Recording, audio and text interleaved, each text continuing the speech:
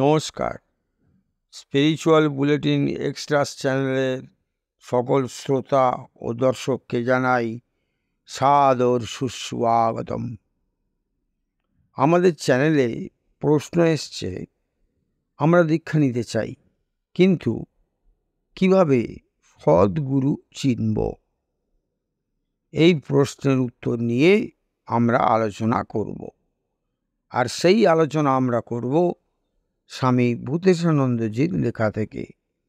স্বামী ভূতেশানন্দজি লিখছেন, সদ্গুরুর প্রধান গুণ হচ্ছে তিনি শাস্ত্রজ্ঞ এবং ব্রহ্মনিষ্ঠ হবেন।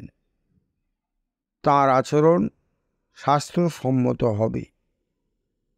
স্বার্থবুদ্ধি রহিত হয়ে কেবল শিষ্যের প্রতি করুণাদ্র চিত্তে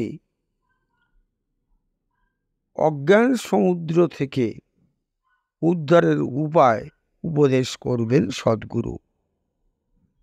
ক্ষত্রিয় এবং ব্রহ্মনিষ্ঠ, এই দুটি কথা গুরু সম্বন্ধে বলা হয়। শাস্ত্রজ্ঞান না থাকলে প্রকৃত তত্ত্ব বুঝতে পারবে না। আবার ব্রহ্মনিষ্ঠ না হলে সংশয় দূর হয় না। ব্যবহারিক জীবনের গুরুর সঙ্গে আধ্যাত্মিক গুরুর এখানেই পার্থক্য। গুরু কেমন? না ক্ষত্রিয়ং ব্রহ্মনিষ্ঠম, শাস্ত্র বিষয়ে অভিজ্ঞ এবং ব্রহ্মস্বরূপে প্রতিষ্ঠিত। শিষ্য গুরুর কাছে কেমনভাবে যাবে? সমিত পানি, অর্থাৎ গুরু সেবার উপযুক্ত উপকরণাদি নিয়ে সেবার ভাব নিয়ে যাবে। পুরাণ ও উপনিষদের বিভিন্ন স্থানে উল্লেখ আছে, কোনো বিদ্যাকে সঠিকভাবে জানতে হলে সে বিদ্যায় অভিজ্ঞ ব্যক্তির শরণাপন্ন হতে হয়।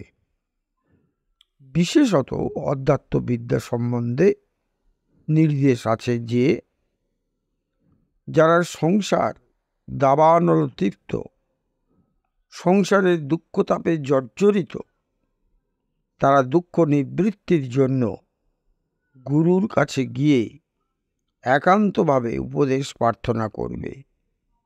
কিভাবে এই ভবসমুদ্র থেকে উত্তীর্ণ হব? আমার প্রকৃত আশ্রয় কোথায়? কী বা সাধন পদ্ধতি গ্রহণ করব? এসব আমি কিছুই জানি না। হে প্রভু, কৃপা করে আপনি আমাকে রক্ষা করুন। আমার সংসার দুঃখ নিবৃত্তির উপায় বলে দিন। প্রকৃত সদ্গুরুর যেমন কতকগুলি বিশেষ গুণ থাকা দরকার, তেমনি শিষ্যেরও, অর্থাৎ যে গুরুর কাছ থেকে উপদেশ ও নির্দেশ পেতে চায়, তারও কতকগুলি বিশেষ গুণ থাকা দরকার। তবেই গুরুর নির্দেশ কার্যকর হবে।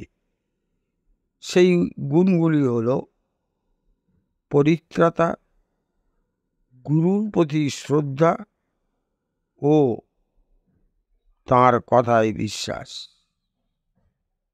এই হল সদ্গুরু চেনার লক্ষণ। আশা করি আজকের আলোচনা আপনাদের নিশ্চয়ই খুব ভালো লেগেছে। আর ভালো লেগে থাকলে প্রতিদিন যেভাবে লাইক, শেয়ার, কমেন্টস করেন তেমন করবেন। আর হ্যাঁ, অবশ্যই চ্যানেলটি সাবস্ক্রাইব করবেন। তবে আজকের মতো বিদায় নিই, আবার আগামীকাল কথা হবে। সকলে খুব ভালো থাকুন, আনন্দে থাকুন। নমস্কার, ধন্যবাদ।